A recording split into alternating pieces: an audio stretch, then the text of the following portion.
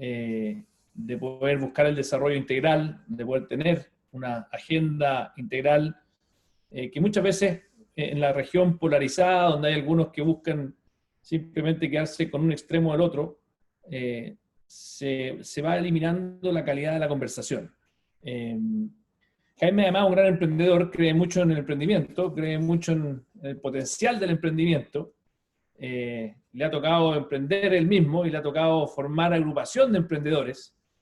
Y hoy día que estamos viviendo un momento muy complejo en la región de la Araucanía, no es el primero. Desgraciadamente nuestra región ha sido empobrecida por mucho tiempo. Quise invitar a Jaime para que lo conocieran primero, a muchas de las personas que tal vez conversamos frecuentemente, pero además para que pudiéramos también aprender de él, de su mirada. Yo he tenido el privilegio de poder conocerlo un poco más, pero tal vez muchos de los que están hoy día conectándose no lo conocen. Así que, querido Jaime, bienvenido a esta conversación. Sería bueno que pudieras también presentarte un poco tú mismo, en lo que estás, a lo que te dedicas, contar un poco de ti, de tu mirada, y así vamos también ofreciéndole a quienes se van conectando poder ir respondiendo sus dudas, sus preguntas en cada una de las materias. Bueno, primeramente, Felipe, muchas gracias por la oportunidad de poder conversar, por este espacio que brindas para poder hablar de esto, de lo que sucede acá en la Araucanía y también cuáles son los problemas de fondo que están afectando y que no se han tratado durante mucho tiempo, ¿ya? Poder también comentar sobre lo que nosotros estamos haciendo dentro de la Confederación, cuál es nuestra mirada sobre el tema y cuál es la arista que nosotros llevamos en relación a todo lo que está sucediendo, principalmente dentro del pueblo mapuche. Bueno, para los que no me conocen, mi nombre es Jaime Huenchuñir, soy de Temuco, familia toda de origen de acá de la región. Mi abuelo sale del sector, los Huenchuñir somos del sector de Quepe, sector Quepe-Boroa. Mi abuelo sale de este sector, se mete a la Fuerza Aérea para ser suboficial mayor, tiene 5 hijos ingenieros, los cría entre ellos el segundo mi padre, todos los hijos ingenieros, muchos de ellos emprendedores, empresarios, profesionales, de los cuales mi papá es el segundo, y yo estudio acá en el Liceo Camilo Enríquez, salgo del Liceo Camilo Enríquez, voy a servir una misión voluntaria en Colombia por 2 años, después regreso a Temuco. Yo era muy bueno en historia en el Camilo, entonces cuando tú eres bueno en historia ya te tienen a estudiar Derecho, lo primero que dicen te para Derecho. No, tenemos muchos ingenieros en la familia, anda a estudiar Derecho, me dijeron. No me gustó el Derecho, me cargó el Derecho romano, así que entendí que lo mío no era el Derecho, pero sí me fue muy bien en micro y macroeconomía en ese primer semestre. Entonces el profe me dijo, no tengo ningún alumno que le haya ido bien el primer semestre que se haya recibido de abogado. Entonces te puedo decir que por estadística esto aquí no es lo tuyo. Y tenía razón, pues no era lo mío. Me retiro inmediatamente para no hacer perder plata a mi viejo, pagando una universidad que probablemente yo no iba a continuar. Y decido irme a visitar unos amigos que vivían en Brasil, y termino quedándome por Brasil, cosa que obviamente no queda a mi familia, y regreso, estuve allá prácticamente casi 14, 15 años. Regreso ahora en 2018, siempre atento a lo que sucede acá. Estudié Administración de Empresas y Negocios, me especialicé en el mercado financiero, en la Bolsa de Valores, trabajé en la mayor corredora, que es la XP Investimentos, pero siempre atento a todo lo que sucede acá. Mi familia es una familia de empresarios, tenemos una maestranza, la maestranza más antigua y constructora más antigua la maestranza más antigua y mapuche de la región es nuestra, la Ingemer Limitada. Tenemos la constructora Francisco Huenchuñir, la Huenchuñir Hermanos acá también en la región, y la constructora Huenchuñir, de piloto Huenchuñir en Puerto Varas. Entonces nuestra área siempre ha sido más o menos esa, pero nunca dejando de lado lo que son nuestras raíces y nuestro origen. Siempre hemos tenido conciencia de eso. Y siempre estuvimos esperando de quién podría tomar la arista que nosotros también consideramos importante dentro de la causa mapuche, que se ha dejado un poco de lado. Siempre se ha hablado de que la causa mapuche se divide en cuatro partes, o en 4 grandes pilares, que es primero la de derechos políticos, segundo el tema de tierras, tercero el tema cultural, y cuarto, el tema del desarrollo económico y libertad económica. Entonces, todos los que entienden un poco de la causa saben muy bien que hemos tenido muchos líderes a partir de los años 90 que han abordado las primeras tres, pero nunca ha surgido nadie que aborde de una forma macro la tercera, la cuarta pata, en este caso que sería la económica, que desde mi punto de vista, y bajo el conocimiento Winca, el Kimun Winca, como se dice, eh, es muy primordial. No sacamos nada con hablar de derechos políticos si hay gente mapuche que no consigue parar la olla en Lonquimay, en Traigueno, en Calvarino, etc. Entonces, bajo nuestra expertise, bajo lo que nosotros entendemos, nuestra forma de aportar es en eso, a través de la lista económica que ha estado bastante abandonada, que desde mi punto de vista también es causante de este ciclo vicioso que sucede acá en la Araucanía. Oye, Jaime, les quiero avisar a todos los que están hoy día entrando acá a esta conversación que pueden hacer sus preguntas. Hay una parte de pregunta y respuesta aquí en el Zoom. También hay un chat aquí, así que vamos a ir con Jaime respondiendo muchas de las preguntas. Te quería hacer una pregunta, Jaime, por esta como dualidad que existe o ambigüedad que existe frente al tema indígena y la violencia. En el fondo, hay como dos miradas, y quería preguntarte tu visión. Hay una mirada que busca mezclar la violencia con el tema indígena y que en el fondo le da cierta legitimidad a la violencia política. Y en el fondo dice, mire, sabe que esta violencia es de muchos siglos y por lo tanto la violencia hoy día, la única forma de enfrentarla es con soluciones políticas. Es casi que una violencia justificada, no lo dicen, pero sí lo dicen. Y la otra alternativa que es decir, mire, sabe que aquí hay violencia y eso es un problema, pero hay una gran agenda indígena que ha sido abandonada. No mezclemos a estos temas, o sea, en el fondo hay una agenda indígena que por su propio mérito y por el propio mérito de nuestros pueblos originarios debe ser abordada como un país desarrollado, con seriedad, pero aquellos que lucran de la violencia, que son violentistas, no representan al pueblo mapuche, que más bien, perdón, voy a poner en silencio Yo también. el celular, que me acaba de entrar una llamada, para que no me reten. Entonces, de alguna manera, me interesaba tu visión, porque claramente es una mirada muy dicotómica. O sea, en el fondo, cuando uno cruza la línea de decir, mire, sabe que la violencia es legítima o puedo ocuparlo como método, claramente que no se genera una polarización. En cambio, cuando uno dice, mire, acá tenemos una agenda indígena que en su propio mérito nos puede hacer a todos más felices, puede hacer que Chile sea un país mucho, de alguna manera mucho más desarrollado, con más felicidad para todos, con más inclusión, con más diversidad, con más pluralismo. Entonces, ¿cómo ves este tema? Porque de alguna manera como que algunos dicen, no quiero avanzar en la agenda indígena, si es que no, de alguna manera primero paramos la violencia, se genera un punto muerto muchas veces. Entonces te quería ver tu visión, la violencia y la agenda indígena. Ese es como el titular que te quería preguntar. Es que, es que yo creo, mira, hay que intentar entender el problema de fondo. Yo puedo tener una opinión sobre el tema y quiero dejar claro que nosotros acá dentro de la Confederación, nosotros tenemos un tema. Y ese tema es que el tema político está siempre del lado de afuera. Lo que nos une dentro de la Confederación Económica Mapuche, de la cual yo soy presidente, es el desarrollo económico y los que estamos por el desarrollo económico de nuestro pueblo. Independiente si tú estás más afín de un sector político o de otro, eso queda al lado de afuera de la puerta, ¿ya? Pero en el caso del pueblo mapuche, también el pueblo mapuche hay que entender también que es muy diverso. La diversidad de formas es lo que nos diferencia. En el fondo, nosotros compartimos el mismo fondo de temas que los más radicales, como se dice, con los más radicales. Existe una transversalidad en relación a ese tema.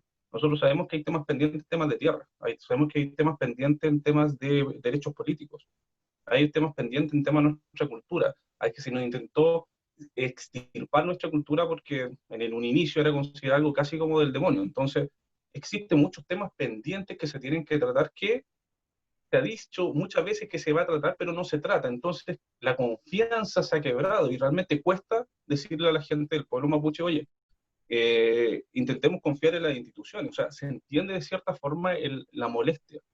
Pero en nuestra posición también como confederación, y hay algo que nosotros hemos dejado bien claro, que nosotros dentro de la confederación no creemos que el fin justifica los medios y no creemos de que la violencia sea un camino, ¿ya? Pero entendemos perfectamente y compartimos el fondo con todo el resto del pueblo mapuche. O sea, hay temas pendientes acá. Y para poder entender este contexto, yo no me voy mucho tiempo atrás, yo me voy a la época de mi bisabuelo, la niñez de mi bisabuelo, la vida de mi tatarabuelo, cuando llega la famosa pacificación de la Araucanía. Los mapuches teníamos tratados que se respetaban, como el Tratado de Tapigüe, como el propio reconocimiento incluso de Bernardo Higgins varios años antes, varias décadas antes, en el cual se reconocía al territorio mapuche, al territorio Gualmapu, como un territorio que sí tenía cierta autonomía, que sí era un territorio autónomo y que sí existía casi una amistad. Podríamos decirlo que casi se estaba avanzando a un Estado plurinacional en esa época, ya con el trato que se tenía en un inicio con el recién nacido gobierno de Chile a través de Bernardo Higgins. Tanto que Bernardo Higgins, no sé si muchos saben, pero fue el primer presidente que reconoció a este territorio con con esta autonomía, y también hablaba mapudungún. O sea, son detalles que como chileno, como fui educado como chileno, se nos contó otra historia, ¿ya? Se intentó convencer de que el pueblo mapuche siempre fue un pueblo pobre, que vivíamos a orilla del río y que éramos todos casi hippies. Y eso es falso. El pueblo mapuche siempre fue un pueblo bastante poderoso económicamente, principalmente en su auge, en su época de oro, previo a la pacificación de la Araucanía. Éramos los mayores productores de carne del continente, teníamos miles de cabezas de ganado, éramos los mayores productores del área téxtil. Los guasos, sus ponchos, eso surge de la industria mapuche, que se adapta a los macún que nosotros tenemos al guaso, las mujeres que utilizaban la platería, etc. A lo que voy es que existió una caricaturización del pueblo mapuche después de la pacificación, después que se quiebra este derecho a la propiedad privada que tenía el pueblo mapuche. Cuando llega el Estado, te confisca las tierras, no te respeta el derecho a la propiedad privada, de la cual yo creo muy firmemente, y se pasa a llevar este derecho a propiedad de los LOF. Cuando uno habla de LOF, habla de clanes familiares, traduciéndolo a la gente que no entiende cuando uno habla, ¿ya? Eso de comunidades es algo bastante reciente, algo que se hizo un reduccionismo donde se le quitó la autoridad al lonco y a la machi y se le dio más autoridad y más poder al dirigente. Pero lo que es la estructura mapuche es la autoridad del clan familiar, el lof, el lonco, el cabeza de este clan. Entonces, para poder entender el porqué de ahora, tenemos que comenzar a entender la historia. Y esa historia, y eso es a lo que voy, esa historia no es tan añeja, no estamos hablando de 500 años atrás, no estamos hablando de Lautaro. Estamos hablando de mi bisabuelo que yo conocí y mi tatarabuelo, en el cual ellos realmente fueron pasados a llevar. O sea, mi abuelo tenía ganado, que a él se lo robaron acá y se tuvo que ir a buscar lo poco que le quedaba allá en el lado de Neuquén. Entonces, yo tenemos los Huenchuñir acá en el sector de Quepe y tenemos también una rama familiar Huenchuñir en el sector de Neuquén, donde le quedaba un poco de animales y se tuvo que ir porque realmente se quedó sin nada. Se quedó Oye, sin Jaime, territorio y se quedó sin esa riqueza. déjame hacerte algunas preguntas que están aquí haciendo los que nos están mirando. Primero, Andrés Cortés, que es una persona que tiene mucha experiencia en materia indígena, nos pregunta, ¿no creen que el error es que la gente indígena se mapuchiza y por ende se estanca por los hechos de violencia?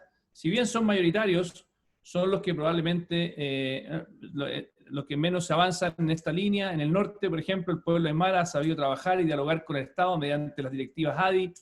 ¿Puede ser ese el camino? Pregunta Andrés Cortés. Y te voy a dar una pregunta más también, que hace aquí José Francisco Navarrete. Dice, ¿por qué siempre son las comunidades o grupos violentos quienes son visibles y no la gran mayoría del pueblo mapuche que quiere paz y desarrollo?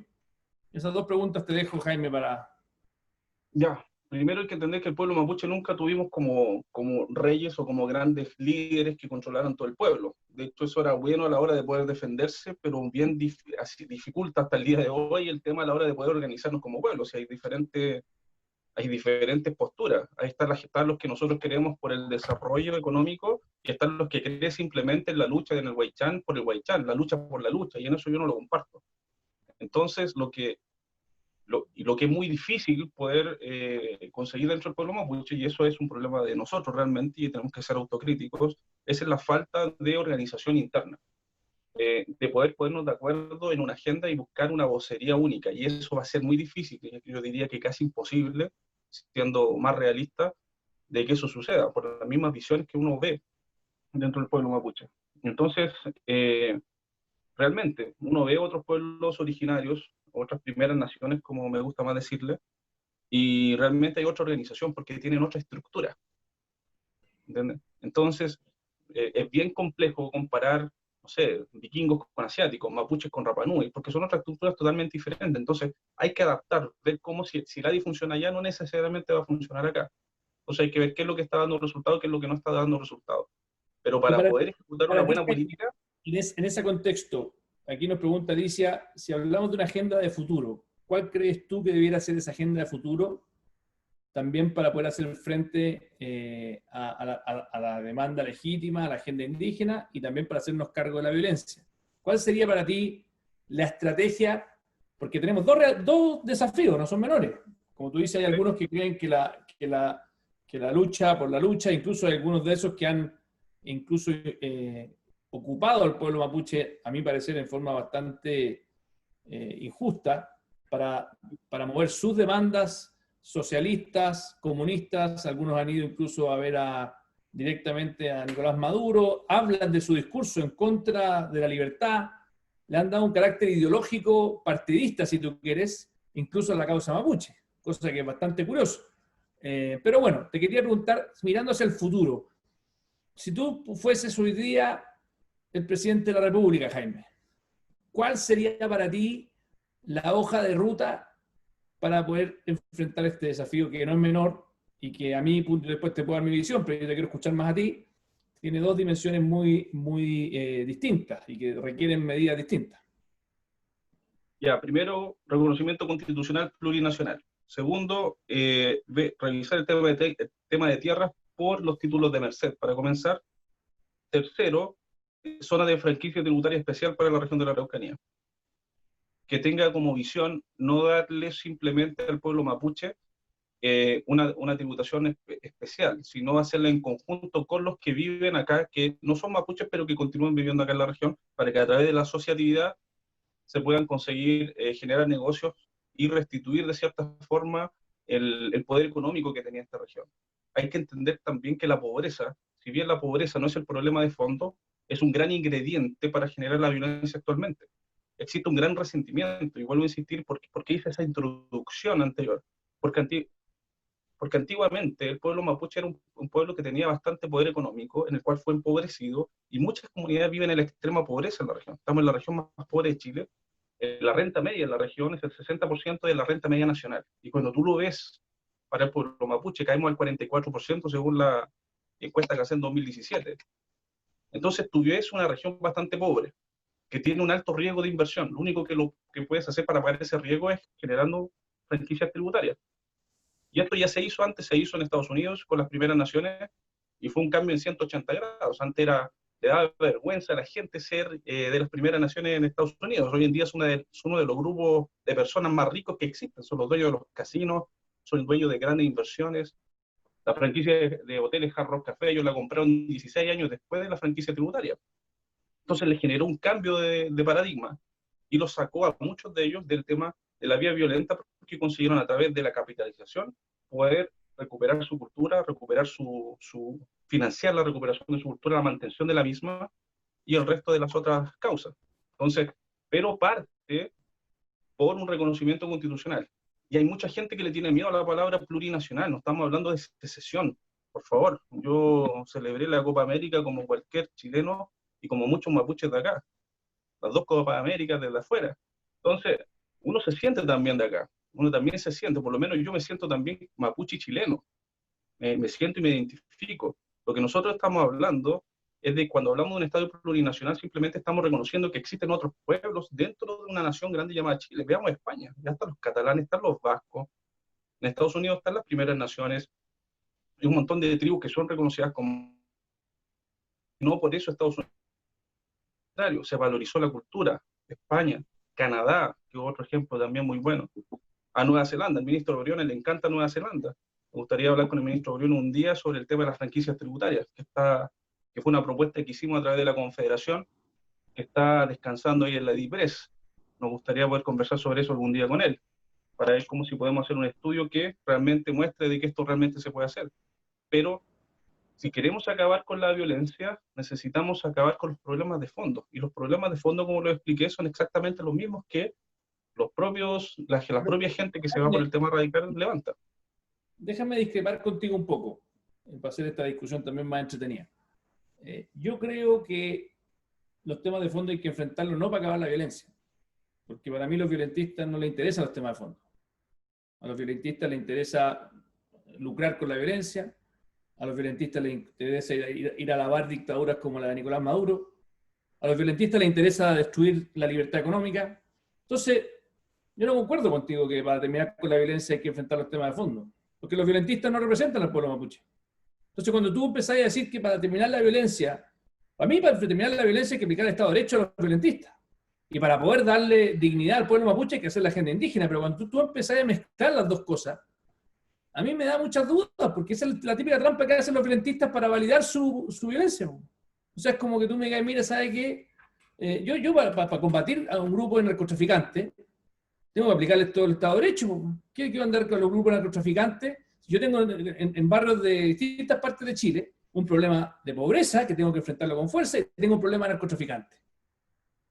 En el fondo, tengo que enfrentar las dos cosas. No puedo hacerme el hecho y decir, no, mire, lo que pasa es que para poder enfrentar al narco tengo que solucionar la pobreza. Por supuesto que sí, eso sería lo óptimo. Pero no puedo, creo yo, y esto es muy importante, en el fondo darle legitimidad a la violencia, que es lo que se hace cuando uno dice, para terminar la violencia, tengo que enfrentar los temas de fondo. Porque al hacer eso, lo que estás diciendo es que en realidad la violencia tiene una legitimidad. Y eso lo encuentro muy complejo. Y al revés, tampoco puedes hacerlo. No puedes decir, mire, dado que no hay violencia, no tengo que hacerme cargo de los temas de fondo. Porque también uno podría decir la ecuación inversa de esa misma lógica.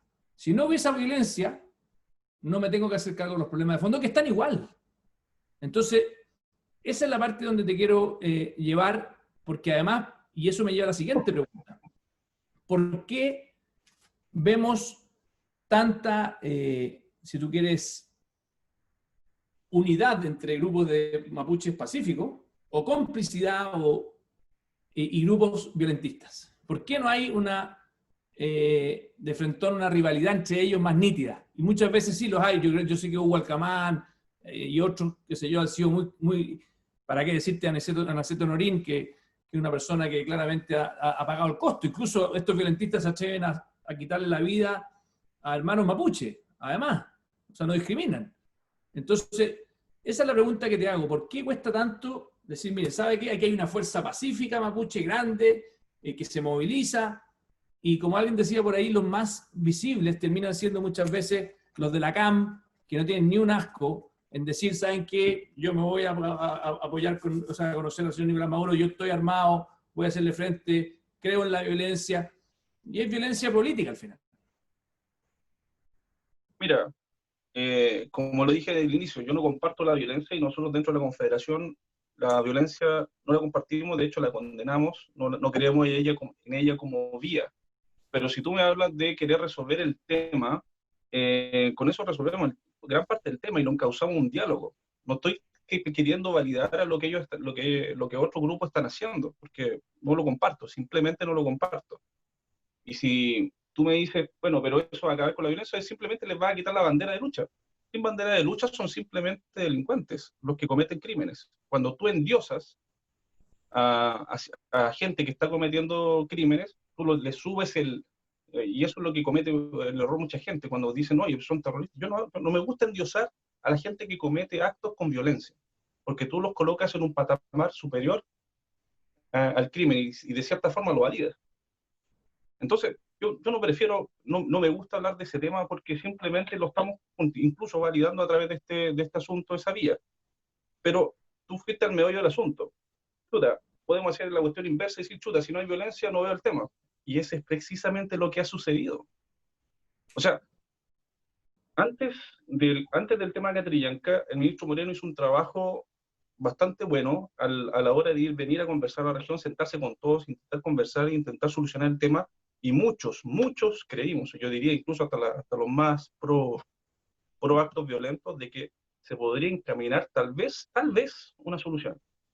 Porque se estaban sentando a la mesa a conversar, sin condiciones a la hora de sentarse. Y sin condiciones no significa que estamos validando el resto, sino simplemente queremos escucharte para ver cómo podemos encontrar una solución al tema.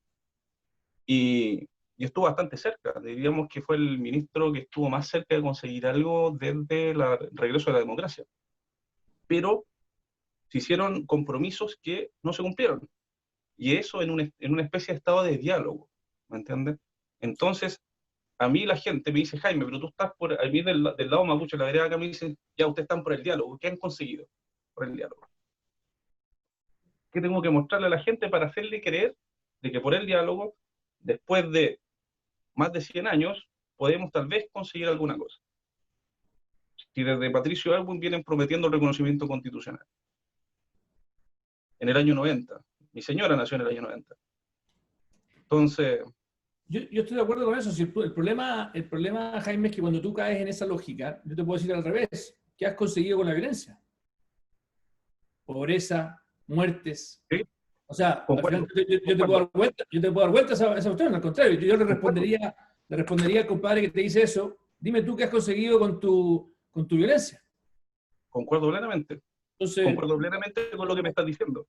Es re falaz esa historia, porque al final del día, lo cierto, donde más avanzamos no fue cuando había violencia. El ministro Moreno, de hecho, la violencia lo que hizo fue detener esa cuestión.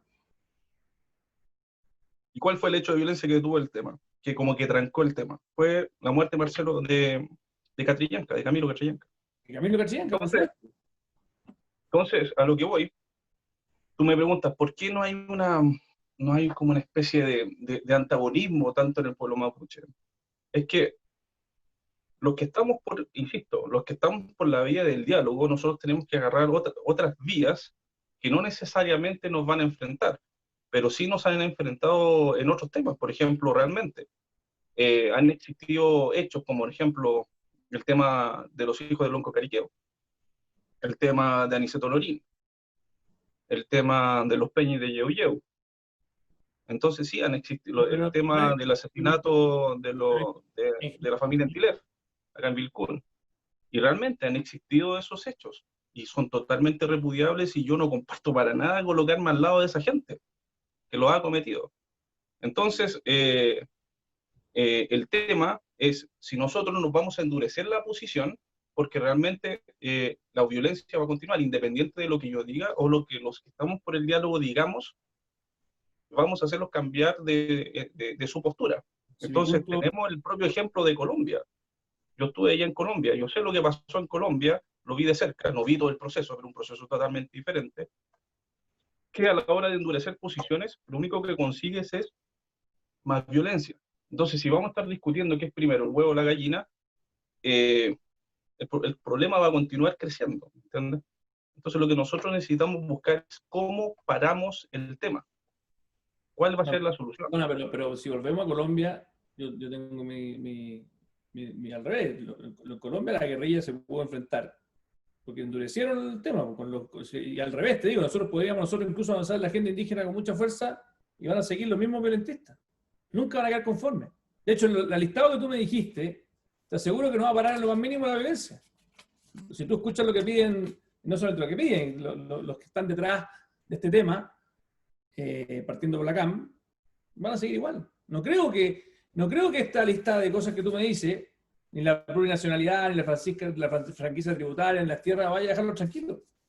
Al contrario, yo creo que por lo mismo uno lo que esperaría es avanzar con mucha fuerza en estos temas que tú dices, sin condiciones, en el sentido de que hablándole al pueblo mapuche pacífico, y en paralelo, aplicar una ley de inteligencia que funcione bien, aplicar medidas probatorias importantes, que los fiscales hagan su trabajo, y defender nuestra paz en la región. O sea, eso yo encuentro que el gran triunfo de los violentistas ha sido hacer creer en la conciencia nacional de que sin violencia no hay avance. Y lo escucho entre líneas en tus palabras, a pesar de que obviamente no lo compartes en el fondo, pero es algo que se instaló y lo encuentro complejo. Lo encuentro complejo que se instale esta idea y por lo mismo soy el primero. Yo hice una propuesta de tierra bastante ambiciosa con el senador Huenchumilla, que nos hiciéramos cargo de verdad de los títulos de Mercedes, que hiciéramos un catastro definitivo, que aunque nos tomara 10 años en poder resolverlo de forma definitiva, que supiéramos qué loft efectivamente merece qué, y que se hiciera una pega seria, una pega de verdad, de largo plazo, cosa que el pueblo mapuche diga, mira, este país, compadre, mal que mal, entiende sus deudas, se hace cargo de sus deudas y las va solucionando. Lo mismo he planteado con materia de representación política. Siempre he creído que debiéramos tener un modelo como el de Nueva Zelanda, a pesar de que hay pocos países en el mundo que lo tienen, en representación política, escaños con un padrón paralelo, dependiendo de cuánta gente se inscriba, y que efectivamente responda justamente a esa inquietud. Pero mi único punto, Jaime, es que tengo mis serias dudas de que los violentistas se quedarían tranquilos aunque hiciéramos todas las cosas. Por eso creo que no es suficiente. Creo que incluso hay que hacerlo no hablándole a los violentistas, sino que hablándole a todos nuestros pueblos originarios, y de esa forma ganar legitimidad democrática y no responder a un chantaje de violencia. Es que, insisto, si tú le quitas la causa, la bandera política al tema y resuelves el problema político, que se ha dicho que es un problema político, tú lo sacas de la ecuación y lo resuelves, y le das esa validez al pueblo mapuche que está por la vía del diálogo, lo que hagan, y si se mantiene la violencia, no tiene fin en sí mismo, es violencia por violencia. Y ahí aplica todas las penas de la ley. O sea, no, sí, estoy de acuerdo. Es bien simple ir por ese lado, pero es lo que nosotros, por lo menos, en mi lado personal y en mi familia, creemos que si existe una verdadera intención de poder llegar y avanzar en esta temática, tenemos que primero comenzar a cumplir con la palabra, y esto no es una crítica al gobierno, es una crítica al Estado como en todo, al Poder Legislativo, al Poder Ejecutivo y al Poder Judicial. El Poder Judicial no ha hecho bien su pega, se nota. ¿Ya? Y al Poder Legislativo por no colocar las cosas encima de la mesa de una buena vez. ¿Qué cuesta sacar un reconocimiento constitucional? ¿Qué cuesta? A ver. O sea, yo sé lo que cuesta. Cuesta decirle que existe gente mapuche que se autoidentifica como mapuche y existe sí una especie de racismo no tácito en el ambiente que impide de que se reconozca como a la cultura chilena a través de su pueblo originario. Si eso ha existido. Entonces, y a veces la gente me dice, oye, pero chuta, a veces yo te escucho y parece que estoy escuchando a un radical. No, lo que pasa es que nosotros compartimos el fondo, si el tema no compartimos la vía, la forma, ¿me entiendes? Y es ahí donde está la diferencia. Y es ahí donde tú ves que en actos como, por ejemplo, el de Curacautín, cuando comienzan a saltar, el que no salta es mapuche, ahí lo único que tú consigues es unificar tanto a moderados cuanto a los más radicalizados en un solo discurso diciendo, no, corta. Totalmente. Y ahí se mezcla todo. Entonces ahí la gente tiende a pensar, chuta, entonces están todos unidos. Entonces, también una crítica a la sociedad chilena, oye, ya, cortemos el deseo. Si nos vamos, tenemos que comenzar a respetarnos. Y comenzar a respetarnos de una buena vez significa que el Estado comience a cumplir con sus palabras. Y comencemos a cumplir con la que tiene la de mi señora, que es el reconocimiento constitucional que se hizo en el año 90. Entonces, ¿cómo podemos nosotros avanzar con el sector más dialogante y con ustedes, que son del Poder Legislativo, a darle una urgencia al reconocimiento constitucional? Sí, lógico. Ahora, pero una urgencia real. La urgencia es si lo que es una vergüenza que no se pone en votación. Y la pregunta ¿Qué es... necesitamos para que se ponga en votación? ¿Que el presidente le dé urgencia de 15 días o esperemos una nueva constitución? Ese es otro tema. No, la urgencia se la tiene que dar el presidente de la Comisión de Constitución. Esta cuestión aquí no hay ni una excusa. El presidente de la Comisión de Constitución tiene que ponerla en votación. De hecho, no respetan la urgencia que pone el presidente de la República. Ya vemos que están algunos incluso actuando al margen de la Constitución. Pero hoy día no hay una excusa. O sea, al final, y lo que pasa, ¿y por qué no quiere, a pesar de que en su minuto fue consultado por la presidenta Bachelet, se cumplió con el convenio 169, no la quieren poner en votación? ¿Por qué? Porque hay ciertos grupos radicalizados que dicen, no, es que no me gusta eso. Entonces, los mismos tipos que manejan la Comisión de Constitución dicen, no lo quiero poner en votación. Entonces, al final es un círculo vicioso, donde siguen dilatando. Y ahí es donde a mí me llama mucho la atención la mirada santiaguina de este tema, donde en vez de entender de que aquí hay mucha, si tú quieres, mirada superficial y miedo por desconocimiento, miedo a la riqueza que tiene la agenda indígena, un miedo de no sé qué, compadre. Realmente increíble. Y yo creo que tiene que ver porque, y ahí yo creo que sí hay un pecado de falta de condena a los grupos más violentistas. O sea, no se ve un grupo con la misma fuerza, visibilidad que represente al pueblo mapuche que condene a los que ocupan la violencia. Eso no se ve. Es muy aislado, usted dice sí, pero así como yo condené, y lo hago aquí públicamente de nuevo, a todos los discriminadores que hicieron esa discriminación con el que nos salta es mapuche, que no la tolero con nadie, no contra el pueblo mapuche, contra nadie, uno tiene que escuchar voces más fuertes también del pueblo mapuche condenando la violencia. Eso también le da más legitimidad a la agenda indígena. Porque tenéis que también pensar la gente que no conoce nuestra región, la gente que no conoce la riqueza del pueblo mapuche, muchas veces ve violencia. Y es lo que al final los violentistas ganan en la prensa, y es otro problema que tenemos, que la prensa es muy sensacionalista y pone solamente los hechos. Por ejemplo, tú debieras ser una persona muy conocida a nivel nacional por lo que has hecho, por tu empuje, y normalmente no hay esos espacios. O sea, lo positivo, el que trabaja en el ámbito positivo en el tema indígena, normalmente no aparece. ¿Ah? Y eso creo que es terriblemente nefasto, un círculo vicioso, por eso creo que los medios también tienen una responsabilidad tremenda. Déjame ver si hay algunas preguntas, mientras tú me respondes algunas ideas, yo voy a investigar aquí algunas preguntas, Jaime. Dale. A ver, déjame ver. Aquí dice, Hernán Neira dice, ¿qué tan real ven si es que en medida que van las demandas del pueblo mapuche se vayan cumpliendo en el tiempo, los grupos más radicales dejen sus acciones violentistas? Eso te lo pregunté, pero bueno, puede ser también una respuesta a aquello. Después la otra, ¿qué opinión tienen sobre el convenio 169 de la OIT, su artículo 9 y 10? Es una buena pregunta ya de Isabel Jiménez. ¿Qué opinas tú, Jaime, de aquello? No me sé el convenio 169 de memoria. A ver, artículo 9. El 9 y 10 tiene que ver con el tema carcelario. Tiene que cumplirse. Nada más que hacer. Si Chile tiene, si estamos hablando de que Chile se va a comprometer con los pueblos originarios a cumplir de cierta forma la ley, de cierta forma sus compromisos, el convenio 169 fue ratificado. Tiene que cumplirse. Nada que hacer. Es simple. Si no lo quiero, eso se lo digo al que responde. Si no se cumple, chuta, ¿cuál va a ser la confianza que se va a tener en relación a lo que el Estado se compromete? Así, existe confianza mutua. Y la única forma de recuperar la confianza son con gestos, son con saltos, digamos así, con tirarse a la piscina. ¿Ya? Y el que tiene que tirarse a la piscina aquí, en mi opinión personal, es el Estado de Chile como un todo.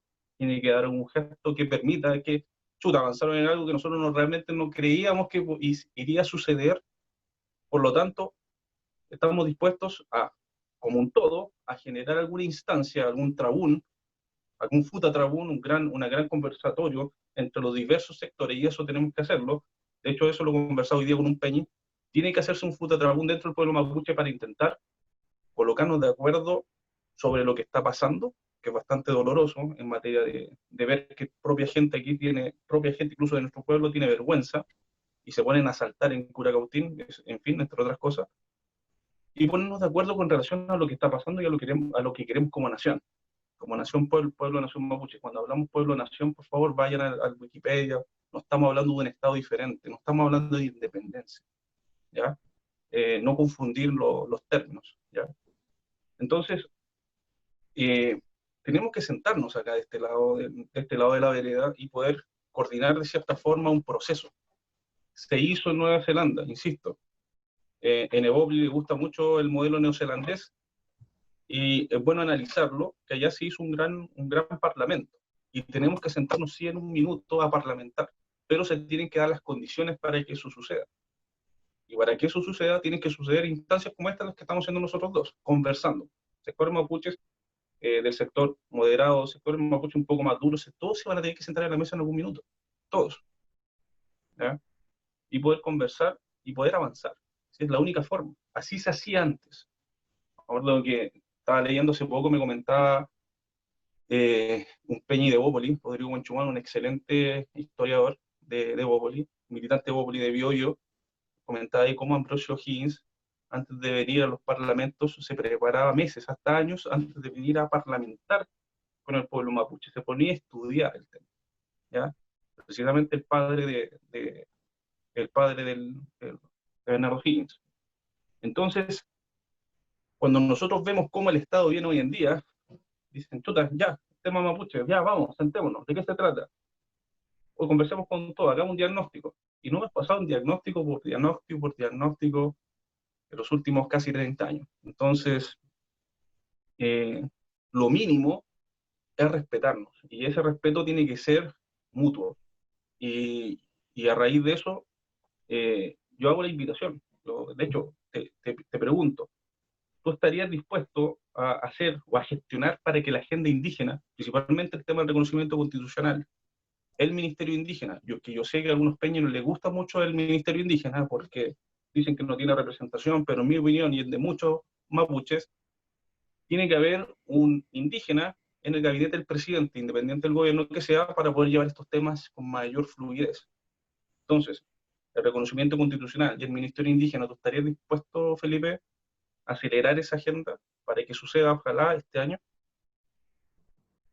Ojalá antes del plebiscito, yo diría. Absolutamente, yo soy muy crítico con que perdimos mucho tiempo. Si, después de que se fue el ministro Moreno, la Araucanía pasó... Quinto plano. ¿Ah? A un quinto plano, diría yo. Claro, si la Araucanía eran los 5 ejes de este gobierno. 5 ejes, eran los niños que también desgraciadamente han bajado en su volumen, era la Araucanía, era el tema de salud, que era muy importante, acuérdense, el tema de salud, el tema de seguridad ciudadana, que es un tema que en Chile es prioritario, y por último el tema de desarrollo social y económico. Esos son los 5 temas. Sí, yo soy muy crítico de lo que ha pasado, además hemos tenido también cambios de intendente a cada rato, o sea, con todo el cariño que merece cada uno de ellos, pero a mí esta cuestión cuando andan cambiando, se cambian a cada rato, es muy difícil. Al final, estas cuestiones requieren tiempo. O sea, en el fondo requieren consistencia, y por eso es tan lamentable. Yo en ese sentido soy muy crítico de cómo hemos avanzando. Y otro tema que a mí me importa mucho es la reforma al Estado. No lo meto en esto, no estaba en las prioridades del gobierno, pero para mí es un tema urgente. Los emprendedores sacan la mugre, pagan sus impuestos, y no solamente los emprendedores, toda la familia pagan un 20% de todo lo que produce, lo que pueden generar, el socio del Estado. ¿Y qué le devuelve el Estado? ¿Ah? El 20%, compadre, eso es el mínimo. O sea, el mínimo es el 20%, de ahí para arriba. Entonces, compadre, cuando hablamos de la modernización del Estado, para mí es una urgencia. O sea, yo no entiendo cómo no hay una agencia de eficiencia del Estado. Se lo planteaba al ministro Briones. Le he dicho, mira, compadre, ¿por qué no crea usted, así como está la agencia de productividad, una agencia que esté en libre? Es verdad que el ministro Briones hizo una cuestión bien chora con el presupuesto base cero, pero todavía muy en pañal, nos falta mucho para poder efectivamente, y yo creo que parte de la molestia con la política es la sensación de la ciudadanía que dice, oye, yo quiero reciprocidad, po. Si yo estoy dando, y quiero que me devuelvan también, pues, o sea, en el fondo, que cuiden los recursos que yo le aporto a mi país. Y eso también creo que es parte de la fractura. Pero a tu pregunta, totalmente, Jaime, lo he dicho, lo creo, y yo espero que ahora se reintegre. Sí creo que es importante que podamos retomarla con mucha fuerza, y te insisto, no para responderle a los violentistas, sino que para avanzar, si no sería un chantaje, para avanzar en un tema pendiente, que además es una tremenda oportunidad. O sea, yo tener interlocutores con representación política, que efectivamente tengan la legitimidad de base, y encima que sean elegidos. Es muy distinto. La justicia tiene que hacer su pega por el lado de la justicia, y las policías tienen que hacer su pega por el lado de la violencia, y eso nadie lo está cuestionando. Pero, como insisto, si no se aborda el tema de fondo, esos violentistas van a continuar creyendo que tienen que su vía es válida, y y están convencidos de que eso es así. Entonces va a ser muy difícil, independiente de lo que diga otra posición mapuche, por muy antagónica que sea, los va a convencer de eso, de lo contrario. Entonces, por eso insisto que para resolver la temática de la violencia se tienen que atacar los problemas de fondo, y uno de esos problemas de fondo, si bien es político, ya conversamos del político, está también el tema económico. ¿De dónde tú crees que saca esa gente la capacidad bélica para poder, eh, con la capacidad para poder mover de cierta forma a la gente para cometer ciertos actos? Tú necesitas una serie de ingredientes para que la gente se arriesgue a hacer eso. Y uno de esos ingredientes es el incumplimiento de las promesas del Estado.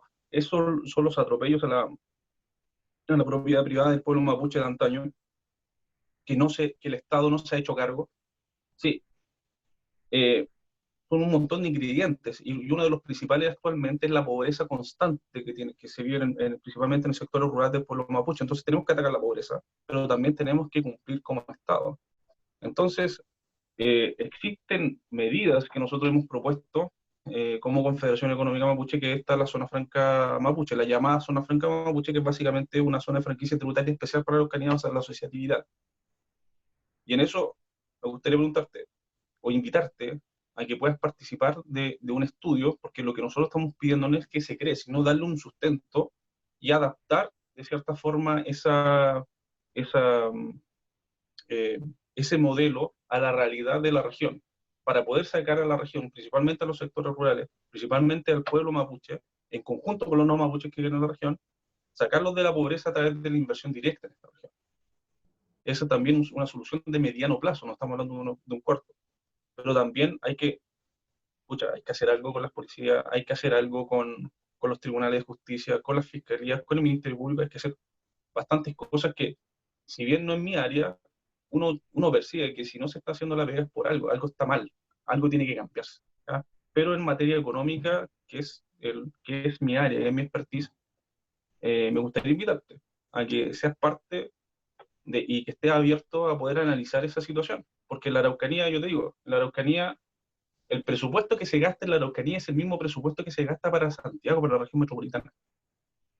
Entonces, si estamos diciendo que le vamos a quitar a la Araucanía eh, la captación de recursos para el Estado, aún así, el Estado continuaría gastando muchísimo si dejara de percibir, si se mantiene la pobreza como tal. O sea, el Estado gasta mucho más de lo que recauda aquí en la región.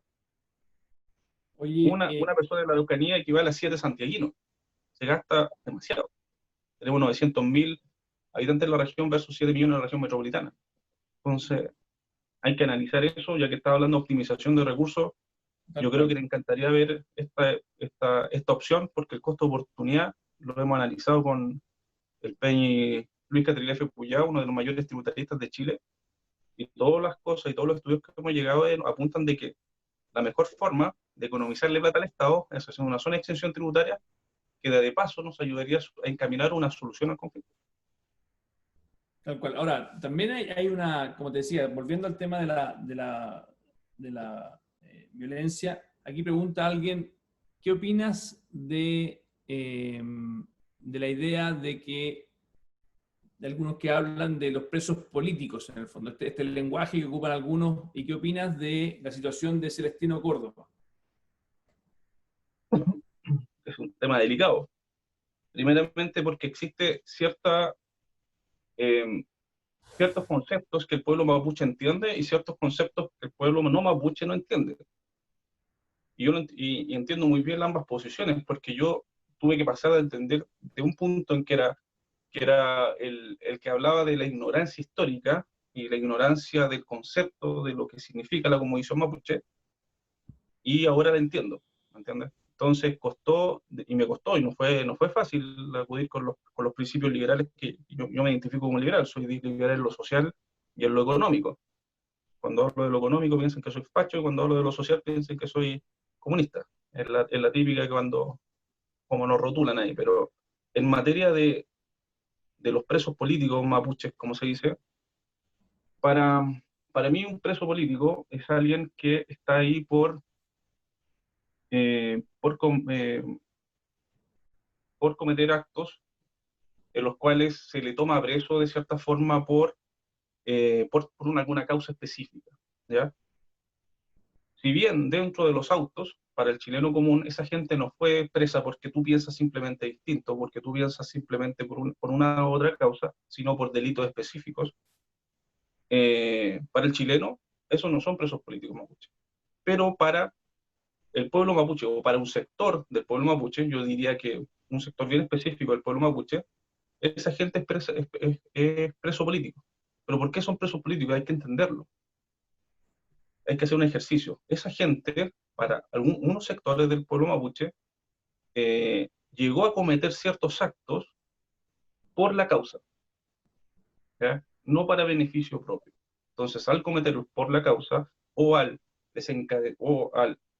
hacer actos por la causa y desencadenar esos delitos, la gente lo considera como preso político, porque de cierta forma está asumiendo la causa mapuche a través de su sufrimiento, podría decirse así, o tal vez otra palabra que mejor pueda explicar el sentimiento que todavía me cuesta asimilarlo. Pero se entiende de que un sector lo entiende como preso político y otro sector no lo entiende como preso político, ¿ya?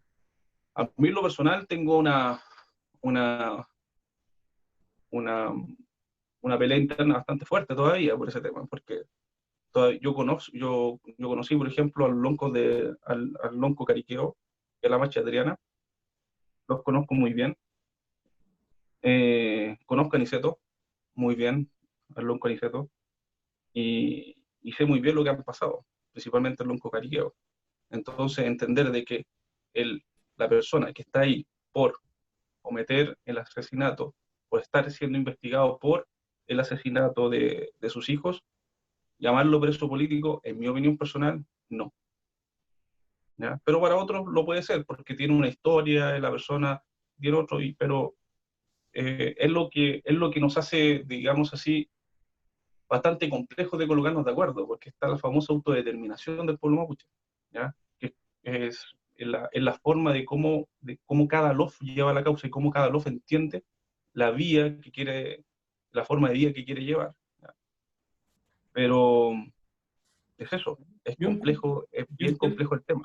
entiendo tu punto, pero debo decir que encuentro, obviamente, es parte de lo que es parte de la libertad de pensar distinto, pero eso es lo que encuentro delicado. Cuando uno dice cada loft elige la vía, no, compadre, la vía violenta no es una vía legítima. Entonces, cuando alguien empieza a llamarle preso político a alguien que asesinó a una pareja de ancianos y los quemaron vivos en su casa, sea chileno, sea mapuche, sea quien sea, compadre, ese no puede ser un preso político, eso es un delincuente, compadre, condenado, que además sabemos que de 100 pillan a uno, más encima. Y al que está condenado con pruebas, confeso, ahora es preso político. Entonces, eso violenta a todo Chile. O sea, eso violenta a todas las personas de Chile, mapuche y no mapuche, me imagino. O sea, cuando alguien, compadre, trata de justificar que no, es que yo, la vía que yo creo, yo tengo la autodeterminación, que más encima no lo ha elegido nadie eso, compadre. Y más encima cuando veis que hay partidos políticos ideológicos que tratan de utilizarlo para tratar de promover un régimen socialista, o sea, que le dan más encima un carácter ideológico completamente ajeno al pueblo mapuche, que les da lo mismo, es muy doloroso, pero al final son fórmulas que muchas veces tiene también la izquierda de mover su agenda ideológica utilizando al pueblo originario y muchas veces incluso atentando contra las propias tradiciones de ellos mismos. Entonces, yo encuentro que es súper delicado, y yo sé que es difícil, pero además hay mucho miedo. No te digo en tu caso, pero en general hay mucho miedo, mucha violencia. El nivel de armamento que estamos viendo es brutal. No es que simplemente están acá, compadre, algunas personas con poca preparación. Entonces, yo creo que estamos enfrentando, mi razón por la cual la violencia también no se ha logrado detener, es porque estamos enfrentando a un grupo de violentistas muy profesionales, con muchos recursos económicos, una industria. Entonces, esa cuestión, ponle lo que queráis. Si no tienes preparación, inteligencia, desafío, ¿qué es lo que tú pusiste el caso de Colombia? En el caso de Colombia lo pudieron enfrentar también a esos grupos, te insisto. Colombia más encima fue, ojo, de los países que impulsó el convenio 169. Colombia ha sido un país que no mezcló esa parte con la lucha contra la guerrilla, que tenía otros componentes. que además era el narco. Entonces, yo encuentro el cóctel, como tú bien dices, muy complejo.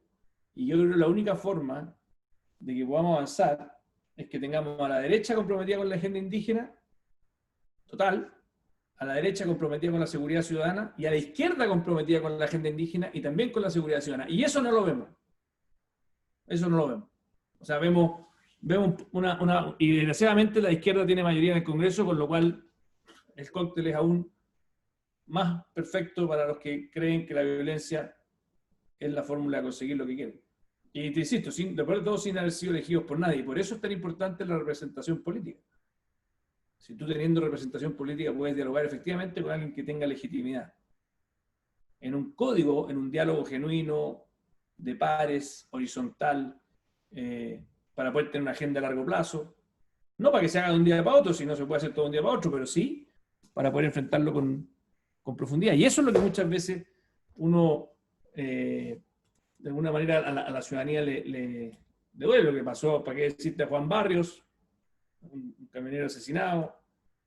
Obviamente lo que le pasó a Camilo Catrillanca es completamente condenable y por eso que se pudran, o sea, que se condene y que paguen sus penas, pero lo que pasa es que no vemos la misma fuerza, así como yo lo digo con fuerza, que asesinó a Camilo Catrillanca tiene que ir a la justicia y condenarse, uno no ve a veces lo mismo por otro lado. Y eso es lo que a veces duele, porque la forma de entendimiento es que tengamos un estándar único para todos y yo creo que te insisto, para mí, ojalá avancemos en ambos frentes, no condicionándolo en el sentido de mezclarlo, porque para mí lo peor de todo esto es cuando los mezclan. Cuando los mezclan, Es que por eso, Felipe, si lo que tenemos que hacer es sentarnos a conversar, porque, insisto, desde la vereda de acá, nosotros no tenemos, existe una discusión. Por ejemplo, el tema de los presos políticos. Existen los que, incluso dentro de la propia confederación, hay gente que dice que son presos políticos, hay gente que dice que no son presos políticos, y lo decimos con fuerza, en la misma fuerza que tú lo estás diciendo. Pero no estamos metiendo un tema político, y dentro de la confederación el tema político divide. Nosotros tenemos que irnos por una vía que nos une. Entonces, para poder generar estos consensos... Pero la confederación es que no puede ser, Jaime, que solamente... O sea, yo respeto tu confederación y puede que hayan diferencias de opinión y eso está bien.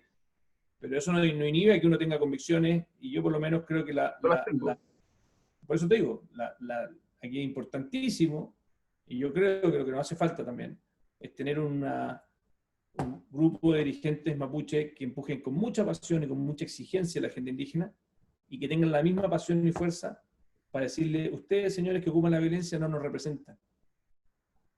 Y no compartimos en nada con ustedes con los métodos que están ocupando.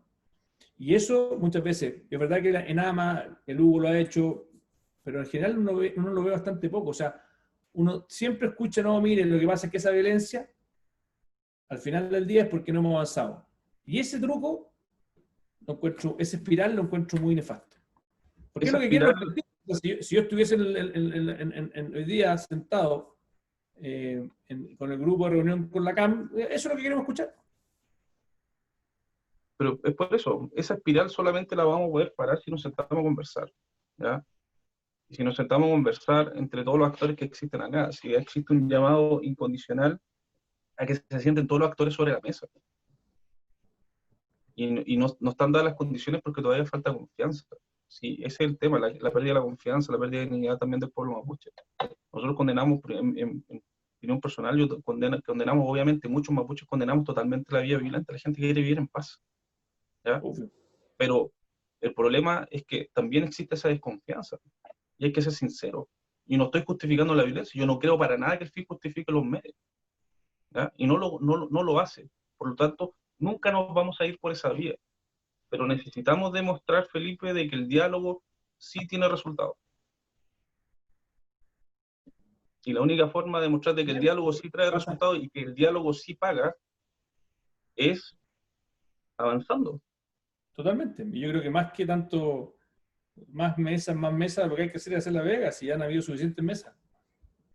Han habido muchas mesas como para continuar haciendo diagnóstico de los diagnósticos. Tenemos que ir a la acción. No, la confianza se rompió, no se puede volver a de nuevo, a partir de ceros. Paremos la chacota. Totalmente de acuerdo, insisto. Lo que el pueblo mapuche quiere en este momento es poder tener su dignidad de vuelta. ¿Verdad? Y para poder confiar nuevamente, y eso lo puedo decir de forma transversal, tienen que existir señales de parte del Estado. Y se tiene que asumir, sentarse sobre la mesa y que en esa mesa digamos ya, reconozcamos la falta que el Estado chileno hizo en relación al Gualmapu, los tratados quebrados, el tratado de Arrigüe, que lo hizo sí la República de Chile. ¿Qué pasó con ese tratado? ¿Por qué lo rompieron, lo hicieron pebre? ¿Qué pasó con el derecho a la propiedad privada? Yo creo que Nebópoli cree en el derecho a la propiedad privada. Yo creo en el derecho a la propiedad privada. ¿Qué pasó con esos tratados, con esos títulos de merced? ¿Qué pasó con el despojo? ¿Cómo no va a dar rabia como mapuche? Y esto no estoy justificando la violencia, por el contrario, la condenamos, insisto, condenamos la violencia. Pero ¿cómo no va a dar rabia, Felipe, de que, aparte de quitarle las tierras, le roben el ganado a nuestra gente, a nuestros abuelos, y más encima traigan colonos, no siendo los colonos los culpables, y a esos colonos el Estado les dé nuestras tierras, les dé animales, les dé casa, les dé médicos por 2 años y les dé pensiones? O sea, más encima le paga un sueldo para que venga a ser patria, para que venga a civilizar la región. Y está lleno de documentos esas cuestiones. Y, insisto, esto no fue 500 años atrás, esto lo vivió mi bisabuelo, mi bisabuelo. Yo conocí a mi bisabuelo. Insisto, o sea, es bien reciente la herida en términos históricos. Entonces, está muy reciente ese tema. ¿Ya? Y eso fue el Estado de Chile, eso no fue ni la izquierda, eso fue la derecha, eso fue el Estado de Chile. Entonces, por eso tenemos que decir, ya, reconocemos que la jodimos, ¿entiendes? Y estamos aquí, y por gesto de reconocer que la jodimos, está aquí el reconocimiento constitucional. Pagamos el reconocimiento constitucional hasta aquí, plurinacional. Reconocemos que ustedes también son un pueblo diferente dentro del Estado de Chile. Lleguemos a eso. Hablemos de eso. Yo sé que muchos quieren hablar de independencia. Yo no creo en la independencia, no existe ningún tratado que Chile haya firmado con la ONU, con cualquier otra instancia internacional que diga de que nos puede dar derecho a una independencia territorial. Yo creo que ahí se fue de carril cierto personaje, y no es lo que la mayoría del pueblo mucho que vive acá quiere, creo yo. ¿Ah? Si algunos los quieren y quieren hacer, bueno, me van a funar por ahí, van a decir que sí, pero en mi opinión personal muchos queremos y nos sentimos también chilenos, mapuches y chilenos. ¿Ya? Entonces, pero tenemos que hacer la pega. ¿Cuándo? Tú estás en el Estado, tú estás en el Poder Legislativo. Generemos una mesa, digamos, coloquémosle fecha. Yo funciono con fecha. ¿Cuándo generamos una reunión con el ministro del Interior? ¿Cuándo generamos una reunión con el presidente del Senado y el presidente de la Cámara de los Diputados? Y con el presidente de la Suprema, porque bastantes cuestiones pendientes que hay por allá. Entonces, la cuestión, y nos sentamos acá en la Araucanía y se convoca una reunión abierta y avanzamos. Los proyectos están ingresados, lo que hay que hacer es votarlos. Y ahí ver quién es quién. Así que, ¿qué reunión? O sea, hay que votarlo, están ingresados en el Congreso. Si encima pasan los gobiernos, los ingresan y el Congreso no los pone. Y ahí, te insisto, me ha pasado no solamente con eso, el tema, otro tema nada que ver, pero el tema de infancia, ley de adopciones, no lo ponen en votación. Hoy día me metí en la Comisión de Hacienda pidiendo que la ley antinepotismo, para que los parientes de los parlamentarios no puedan estar en el Estado sin que pasen por un filtro. Tampoco lo han votado. O sea, muchos temas que ya están ahí, si ni siquiera, como digo, han habido suficientes mesas, han habido suficientes, lo que hay que hacer es votarlo. Y yo espero que esta nueva ministra le ponga, y estamos conversando con ella, ya estamos viendo también el tema de los escaños para el tema constituyente, que espero que podamos sacarlo pronto. Desde Chile vamos a hacer una propuesta. Así que bueno, querido Jaime, como siempre, un placer, compadre. Creo que el tema es muy complejo, pero aprendimos mucho contigo, con tu mirada, que yo creo que es bien profunda y lo has pensado bastante. No es improvisada, es meditada. Yo creo que tenemos bastante coincidencia en muchas cosas. En algunas tal vez tenemos diferencias o matices, pero te agradezco mucho por tu mirada. Yo creo que si tuviésemos más Jaime Huenchunir, que tengan convicción en su causa, que entiendan el camino para lograrla, y tuviésemos un grupo político que entendiera que no le tuviera susto a estos temas, que realmente viera una oportunidad en ellos, podríamos llegar más lejos.